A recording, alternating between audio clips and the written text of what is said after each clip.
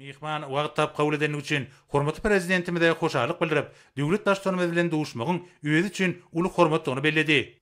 Işe göre Ak mermerli Aşgabatyň gödül binagarlyk keşfiniň özüne uly täsir galdyranlygyny aýtdy. Hemde pursatdan peýda gynyp, döwlet başçylaryny akylly şeker konsepsiýasy izatyna gurulan arkadaş şekeriniň açylmagynyň 2 ýyllyk münasibetli tüý sürüp durmukdy.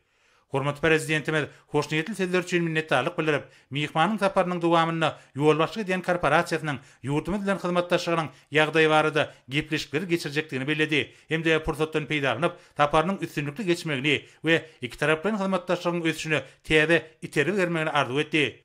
Duşuň barşyna bellenşýäli. Türkmenistan bilen Ýaponiýanyň arasyna gatnaşyklar uzak möhletliň strategik käseti eýe bolup, syýasy diplomatik, feodal ykdysady we medeni insanperwer ugurlarda ýygyderli ösürilýär.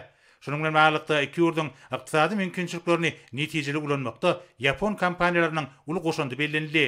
Bellenşýäli Toyo Engineering korporasiýasy bilen ýurdumyzyň neft gaz we himiýa pudoklaryna netijeli hyzmatdaşlyk ýoly goýuldy.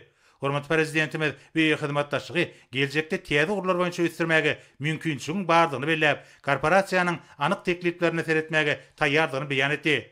Duşuň ahyryna hormatly prezidentimiz öýdara bähbiti hyzmatdaşyň mundan meýlekde ösdürjekdigini anan bildirip, mihmana işlerini üstünlükleri arzu etdi.